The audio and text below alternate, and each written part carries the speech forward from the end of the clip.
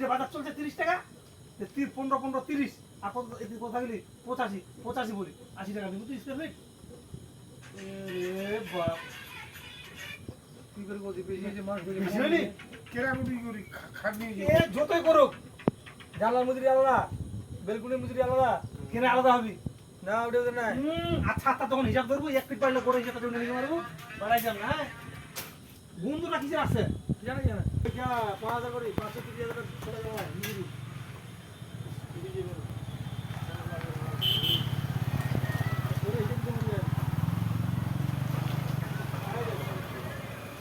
আগুনটা ধরে গেল।